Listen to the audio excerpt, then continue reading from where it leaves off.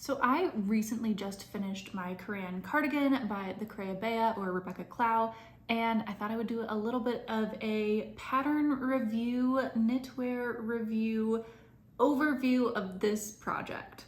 So getting into the pattern details first, this is obviously a kind of lacy, all over lace sweater pattern. There is the crew neck version, a V-neck version, as well as a short and long sleeves, and it comes in 10 different sizes. You can knit this in a worsted weight yarn or a DK weight yarn for plant fibers, and it is knit from the bottom up, and then the sleeves are knit in the round from the top down. I knit my version kind of in between a size 3 and a size 4. I knit the body as a size 3, the arms as a size 4, and it has about 1 inch of positive ease on me if I do the buttons up all the way. I knit it in Cascade 220 and the color is Sweet Pea Heather, which I am so obsessed with. I think it is just like the perfect light lilac-y color. There's just like the tiniest bit of heathering with this yarn, which I think makes it look really pretty and adds just like that tiny little bit of interest to it instead of it being like perfectly one shade. In general, I would say I'm very much not a lace girl. I'm generally not into the aesthetic of lace. I don't tend to like my clothes to be all that like soft and sweet. It's just not really my vibe. But the reason why I liked this sweater is because it's all over to the point where it almost looks kind of like a mesh pattern, and it is a fairly simple lace for my first big lace project. Style-wise, I think especially because mine is quite fitted and with the crew neck, I feel like it gives a very vintage knitwear kind of look to it, but I don't think the V-neck quite gives off that same vibe. I really think that the crew neck kind of lends itself to that.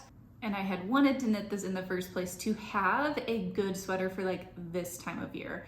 Like we are at the very beginning of spring and I wanted something that's lighter weight, and I've been really into cardigans lately because I have noticed that throughout the day, especially when I'm cooking, I do not want to mess up like my knitwear, especially my hand knits. So I tend to take my sweater on and off and on and off throughout the day, and a cardigan just lends itself to that a lot more than a pullover.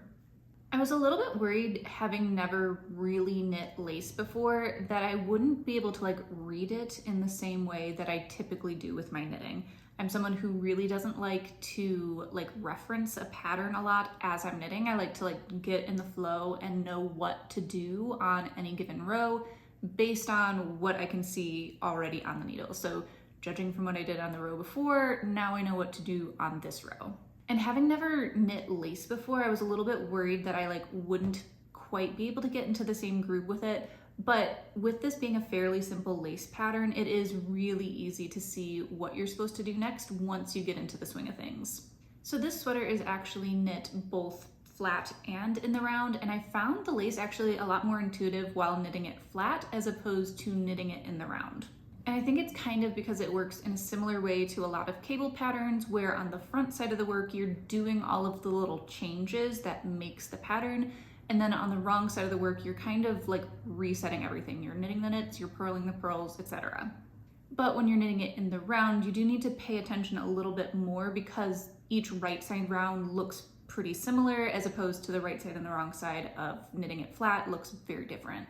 If you follow me on Instagram, you might have seen that I did a before and after of blocking for this sweater, because I really thought that it was going to be this super dramatic change, because pre-blocking it was very tight, and trying to do up all the buttons, you can always do the buttons, but it looked like it was pulling and stretching and looked awkward. So I was all excited thinking it was going to be this very dramatic before and after with the blocking, and it turned out to not be all that dramatic. I am a little bit surprised with how fitted this remains after blocking. But blocking did change, the ribbing was really pulling back on, especially the body. It was pulling the bottom edges of the cardigan backwards because the ribbing was so tight. So now it does kind of sit in front where you want it to be. And last thing on knitting lace, because I'm just not really used to knitting lace, I don't do it very often, I was so surprised at how little yarn this used. So I ended up using around 3.5 skeins for this whole sweater. For me, a worsted weight sweater has never been anywhere close to 3.5 skeins, so I have a ton of leftover yarn actually that I have to figure out what I'm going to do with. I feel like it might be enough for a vest, but it's not enough for another sweater. And it's way too much for a hat, so we shall see.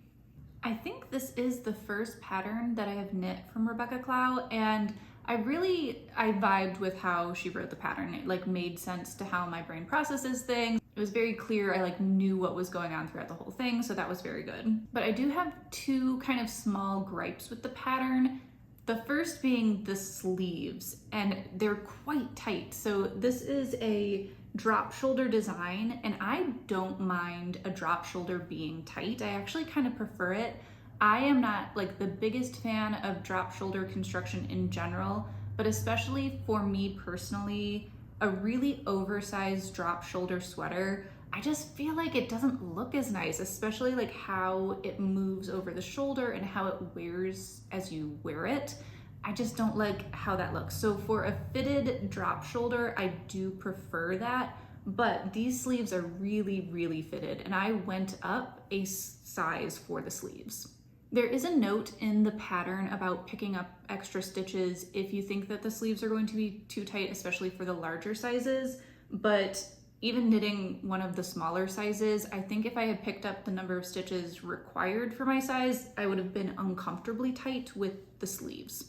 The other thing that I'm not like thrilled about is the button placement, and specifically that the distance between the top two buttons is not the same as the distance between all of the rest of the buttons, which is consistent.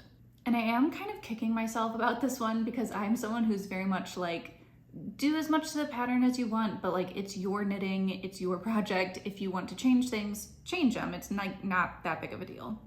And I knew from looking at the pattern pictures that this distance varied a bit on, the different sizes. So I knew that that was something going into it, and I just didn't think about it as I was putting my buttonholes in, and didn't really think about it until I actually put in the buttons themselves, and then it really kind of shows that difference in the spacing.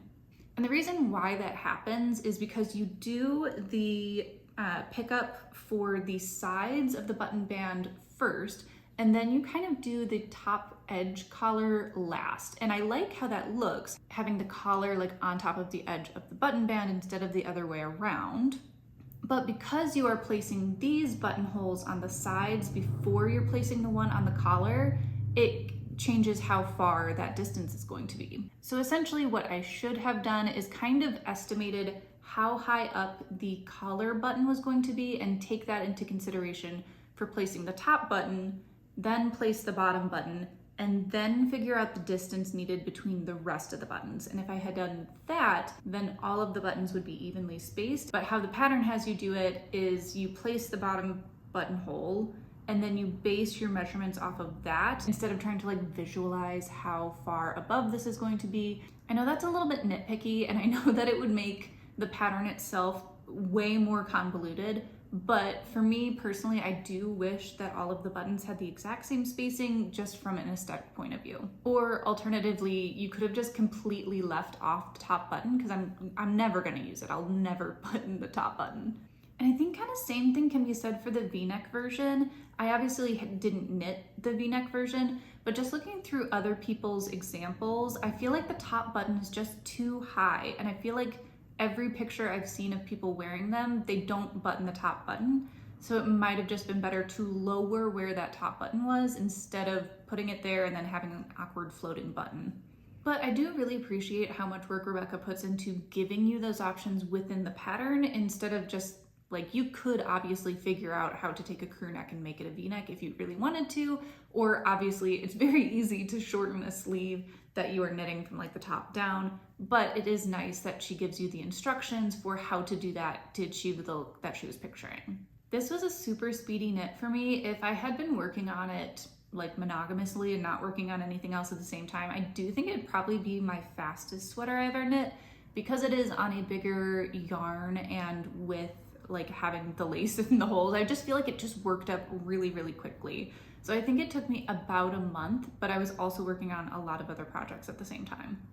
Something I always like to think about is, would I knit something again? And I'm not sure on this one. I did enjoy the process and I do like my finished sweater, but I also don't feel like I need a bunch of other versions of this. I'm not like jonesing to knit the V-neck version, but that is definitely another option to knit next summer. I do like all of like the pictures that she put together for this pattern of so many different color options and also all of the different fit options. It's really nice to see so many bright and colorful sweaters, especially in like a very all beige everything knitting world that I think we can often see from designers. It's nice to see a lot of use from color.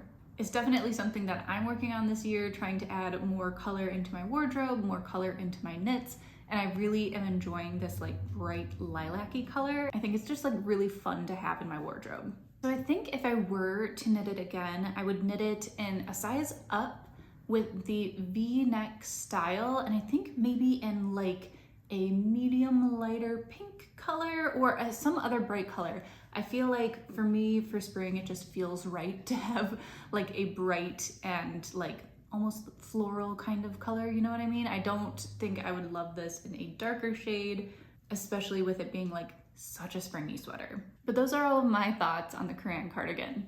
Happy knitting!